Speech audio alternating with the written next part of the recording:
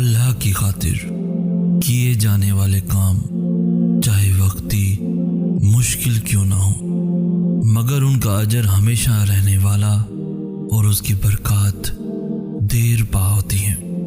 आए अल्लाह, हमें हमेशा तेरी खुशनुदी और रज़ा के कामों में मसरूफ़ रखना और ऐसे अमाल से हमें बचाना जो हमारे लिए बाइस से गुनाह और तबाही हो।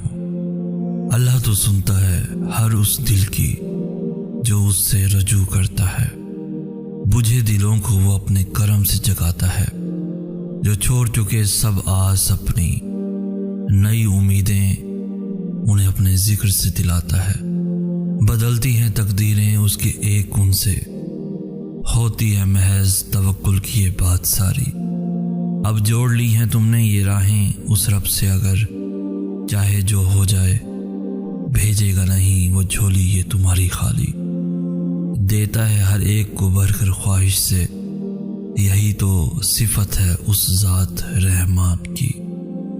और आए जब लम्हे कठिन मुश्किलों के, आए अल्लाह मैं राज़ी गर तू राज़ी, कहकर इनको आसान बना लो। होता नहीं हमेशा जैसा तुम्हारी चाहत हो, इस ना होने में भी तुम उस रब की मसलियतें पहचानो। तवक्कुल अपना ऐसा बनाओ कि कुछ खो के भी ना पछताओ। सब्र बनाओ ऐसा कि रूह चीरने वाली आजमाइशों में भी मुस्कुराओ। रब की मार्फत को पा जाना आसान कहाँ होता है, ये खेल है अनगिनत कुर्बानियों का, हर कोई कहाँ देता है। कोशिश करो अल्लाह को अपने हर काम पर तरजीह देना सीखो, क्योंकि जब हम अल्लाह को अपनी पहली तरजीह और तवज्जो का मरकज़ बनाते हैं तो फिर वो हमारे सारे कामों को हमारे वास्ते समेट लेता है। लेकिन जब हम उसकी तरफ मुतय्यन हमारे फ़राइज़ को पसे पुश्त डाल देते हैं तब वो हमारे वक्त से बरकत उठा लेता है और हमारे घड़ियों के काम मिनटों, मिनटों के काम दिनों और दिनों के काम सालों के हो जाते हैं। और कुछ चीज़ों पर सब्र करना फ़र्ज हो जाता है जब हम चाहकर भी कुछ नहीं कर सकते, जब हर कोशिश नाकाम होती दिखाई देती है। मगर इस सब्र में जब रब की मदद शामिल हाल हो जाती है तो उसके फैसले भी आसमानी और अटल हो जाते हैं।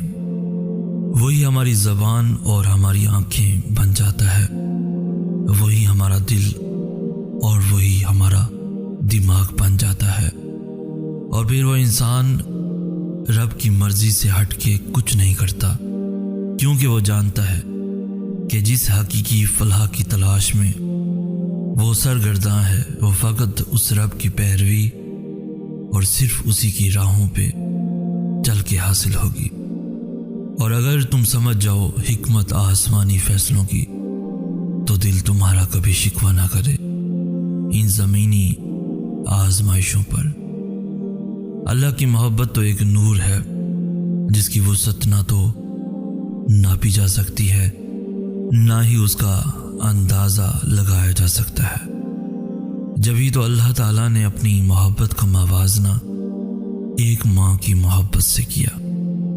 जिस तरह एक माँ की ज़िंदगी का एक एक लम्हा जो उसकी औलाद की फलाह और उसके लिए आरामदेह हालात बनाने में गुजर जाता है, उसके कोई मोल नहीं होते और ना ही हो सकते हैं। बिल्कुल इसी तरह बल्कि इससे भी 70 गुना बढ़कर उस रब की मोहब्बत होती है, लाजवाल और दुनियावी तराजू में ना नापी जाने वाली। और सोचो कि जिस माँ की मोहब्बत का कर्ज हम सारी जिंदगी नहीं उतार सकते तो उस रब का क्यों कर उतारा जा सकता है, क्योंकि वही तो है लाजवाल मोहब्बत, वही तो है उस रब की मोहब्बत। जब हम अपने रास्ते सिर्फ अल्लाह के लिए मुख्तिस कर लेते हैं ना, तो फिर वो उसकी रज़ा की ख्वाहिश खुद हमारा हौसला बनती है। वही हमारी आंखें, वही हमारा दिल बन जाता है, वही हमारी बातें और वही हमारा अमल बन जाता है। और उसकी रज़ा से हटकर चलने की सोच ही सुहाने रूह बन जाती है। ये भी उसके हुब की ही एक अलामत है कि इंसान फिर अपने रब की चाहत से हटके कभी कुछ नहीं करना चाहता। और कितना खूबसूरत है ये हुब कि जिसमें अपने रब के दीदार की चाहत ही एक बंदे की जिंदगी की सबसे बड़ी ख्वाहिश बन जाए।